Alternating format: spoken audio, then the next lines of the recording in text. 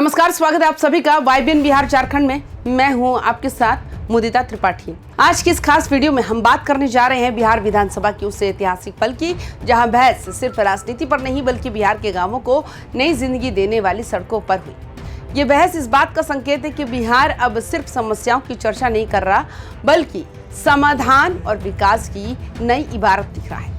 बिहार विधानसभा में जब ग्रामीण सड़कों को लेकर सवाल उठा तो सदन का माहौल अचानक गंभीर हो गया।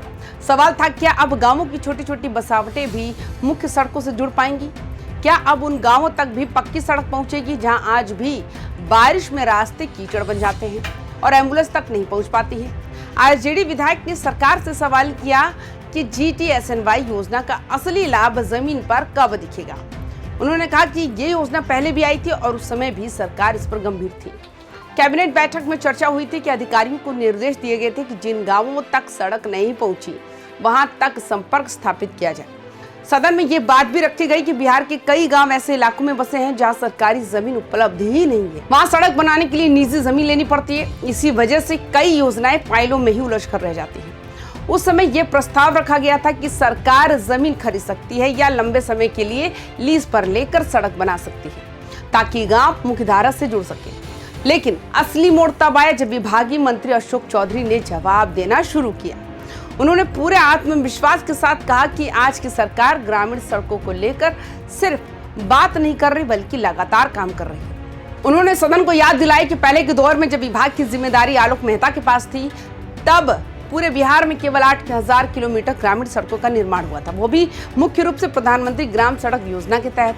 अशोक चौधरी ने कहा कि उस समय मुख्यमंत्री अवशेष योजना और मुख्यमंत्री संपर्क योजना जैसी राज्य सरकार की बड़ी योजनाएं अस्तित्व में ही नहीं थी। आज स्थिति बदल चुकी है। अब बिहार अपने संसाधनों से गांवों को जोड़ने का काम कर रहा है। मंत्री ने विपक्ष पर कटाक्ष करते हुए कहा कि आज जो लोग सरकार से सवाल पूछ रहे हैं वही लोग अगर 15 साल पहले इन मुद्दों पर गंभीरता से काम करते तो आज बिहार को सड़क संपर्क के लिए इतना संघर्ष नहीं करना पड़ता। उनके इस बयान के बाद सदन में हलचल मच गई।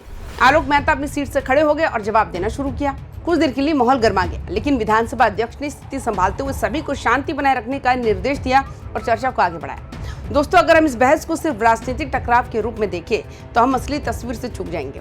असली तस्वीर यह है कि बिहार के गांवों को अब विकास की मुख्यधारा से जोड़ने का सपना तेजी से आकार ले रहा है। आज भी बिहार में हजारों ऐसे गांव है जहां सड़क नहीं है, जहां बरसात के दिनों में बच्चे स्कूल नहीं जा पाते, मरीज अस्पताल नहीं पहुंच पाते और किसान अपनी फसल बाजार तक नहीं ले जा पाते। सड़क सिर्फ रास्ता नहीं होती, सड़क उम्मीद होती है, सड़क रोजगार होती है, सड़क शिक्षा और स्वास्थ्य की पहली सीढ़ी होती है। सरकार का दावा है कि अब हर बसावट को मुख्य सड़क से जोड़ने की दिशा में ठोस कदम उठाए जा रहे हैं। नई योजनाओं के तहत छोटे गांवों और टोले तक सड़क पहुंचाने का लक्ष्य तय किया गया। इस बहस में एक बात साफ दिखी कि बिहार की राजनीति अब विकास के मुद्दों पर केंद्रित हो रही है। सड़क, बिजली, पानी और शिक्षा जैसे सवाल अब विधानसभा के केंद्र में है।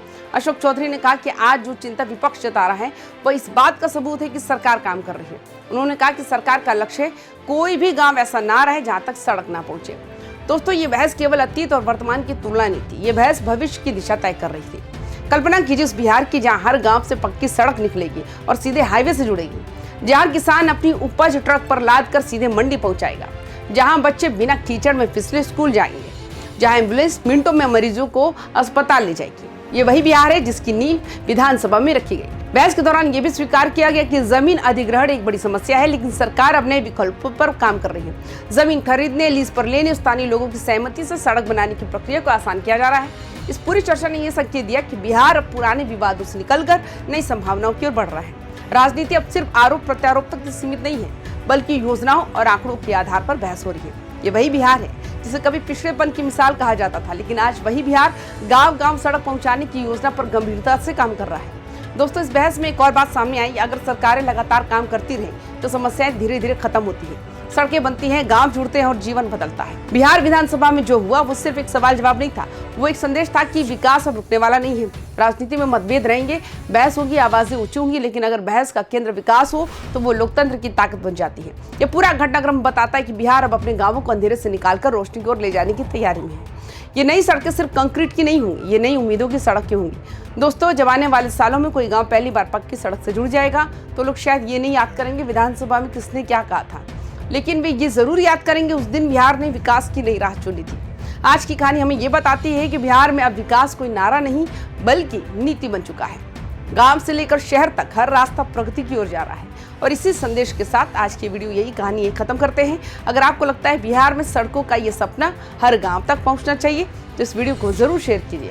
अपनी राय कमेंट्स में लिखिए कि आपके गांव तक सड़क कब पहुंची, क्या अभी भी इंतजार है। मैं फिर मिलूंगी एक और ऐसी कहानी के साथ जहां बिहार बदलता दिखेगा, आगे बढ़ता दिखेगा। तब तक के लिए धन्यवाद और बिहार के विकास को सलाम।